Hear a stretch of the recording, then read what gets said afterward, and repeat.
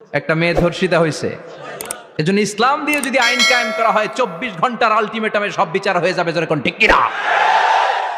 আর কোন ধর্ষক বাংলার জমিনে জন্মাতো না, চিল্লায় বলো ঠিক কিনা? ইসলাম বলে চোরের হাত কেটে দাও, জেনা ব্যভিচার করলে ডেথ পেনাল্টি। সৌদি আরবে হেড অফ করে, গলা কেটে ফেলে। বাংলাদেশেও যদি এটা করা যেত, খবর হয়ে যেত। আর কোন ধর্ষক বাংলার জমিনে জন্মাতো না, চিল্লায় বলো ঠিক কিনা? السارق والسارقة فاقطعوا أيديهما جزاء بما كسبا نكالا من الله والله عزيز حكيم. If anyone steal something very precious from the society, the government should cut down his right hand. দামি কিছু চুরি করলে, এটা সাক্ষীর দ্বারা সাব্যস্ত হলে গভর্নমেন্টের উচিত তার ডান হাতটা এক কোপ মেরে কেটে দেয়া। কার কথা? বানু মাখজুমিয়া গোত্রের এক মেয়ে মদিনাতে চুরিতে ধরা পড়ল। অনেক বড় ফ্যামিলির, ডিগনিফাইড শিল্পপতির মেয়ে। সাহাবারা বলল, এই মেয়ের হাত যদি বিশ্বনবী মদিনায় কেটে দেয়, মদিনাতে তো মারামারি লেগে যাবে। কে বলবে বিশ্বনবীর কাছে যে সুপারিশ করার ক্ষমতা কারো নাই?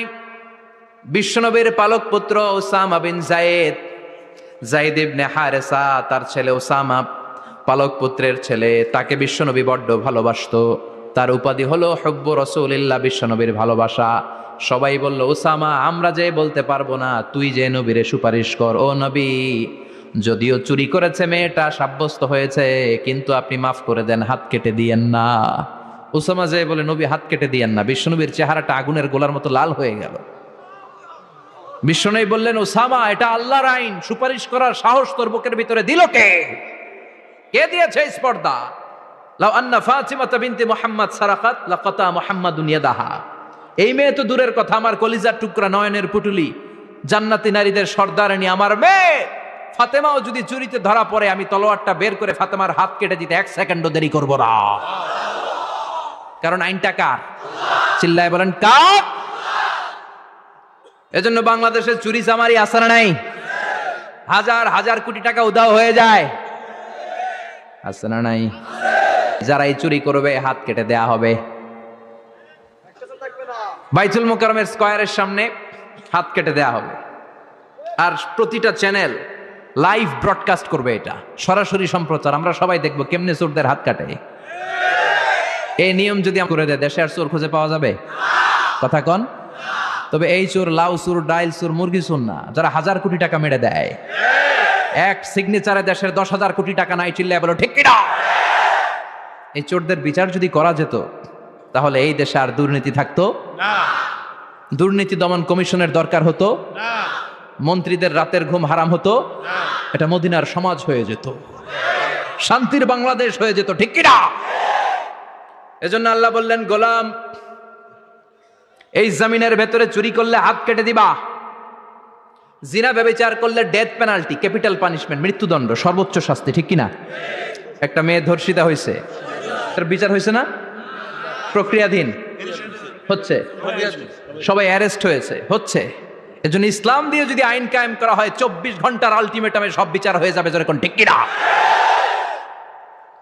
ইসলাম বলে চোরের হাত কেটে দাও, জেনা ব্যভিচার করলে ডেথ পেনাল্টি। সৌদি আরবে হেড অফ করে, গলা কেটে ফেলে।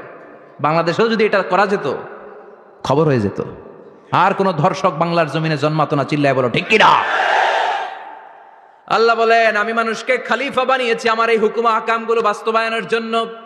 সব সৃষ্টিকুলের মধ্য থেকে মানুষকে আমি বানিয়েছি আশরাফুল মাখলুকাত। আবার মানুষকে বানিয়েছি আমি আমার খলিফা। আবার মানুষের চেহারাটা আমি আল্লাহ সব চাইতে সুন্দর করে তৈরি করেছি। সুবহানাল্লাহ। লাকাদ খালাকনাল ইনসানা ফি আহসানি তাকওয়িম। আমি মানুষের চেহারাটা সব চাইতে চমৎকার অবয়ব দিয়ে তৈরি করেছি রে গোলাম। সুবহানাল্লাহ। পৃথিবীতে যত প্রাণী আছে, সব সৃষ্টির মধ্য থেকে আমাদের সৃষ্টিটা সুন্দর না? আপনি হিউম্যান অ্যানাটমি নিয়ে যদি গবেষণা করেন, কেমনে আল্লাহ আমাদের এখানে হার্ট দিলেন, লাঞ্চ দিলেন, হ্যাঁ, তারপরে 206টা হাড্ডি দিলেন, হাড্ডিগুলো আবার ব্যান্ড করা যায়, দেখছেন? বাঁকা করা যায় না?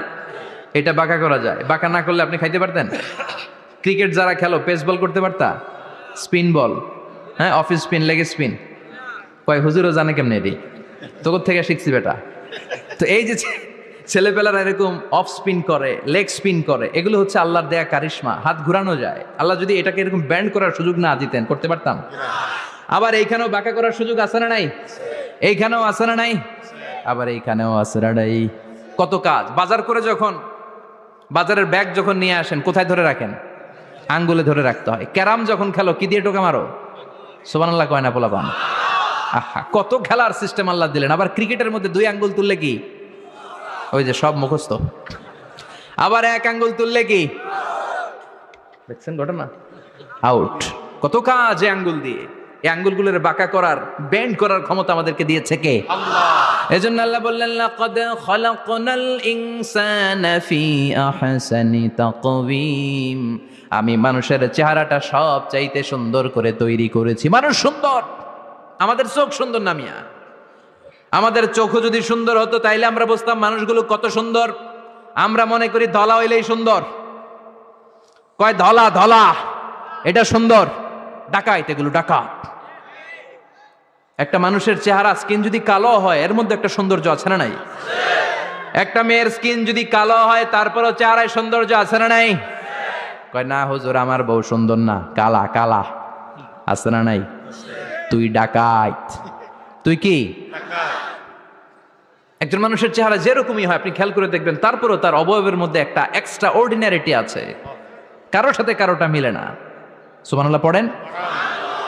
এজন্য প্রতিদিন স্ত্রীরে বলবেন, স্ত্রী তুমি সুন্দরী, তুমি অনন্যা, তোমার চাইতে সুন্দরী গোটা বিশ্বে কেউ নাই। কইবেন না?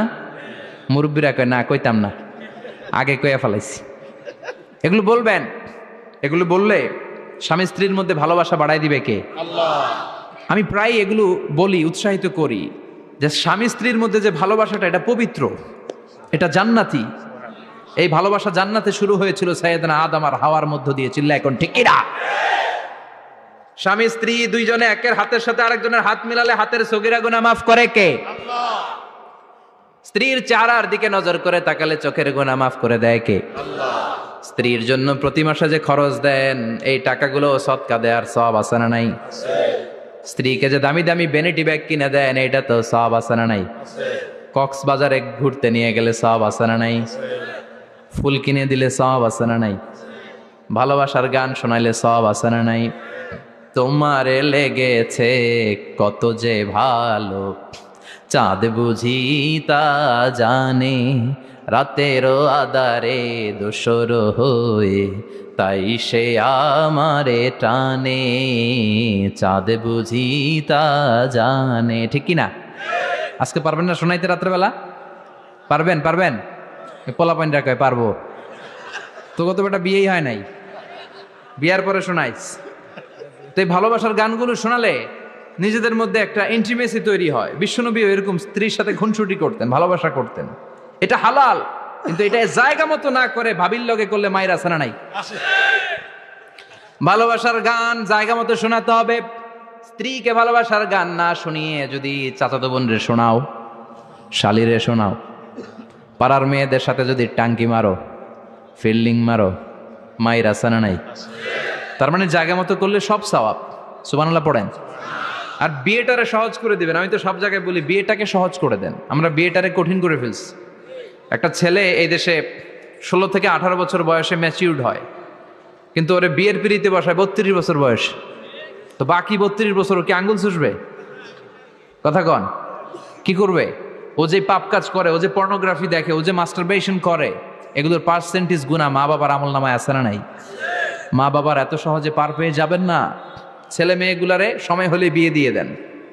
বিয়ের চেয়ে ভালো কাজ পৃথিবীতে আছে? যেই সমাজে বিয়ের খরচ বেড়ে যায়, ওই সমাজে জেনার খরচ কমে যায়।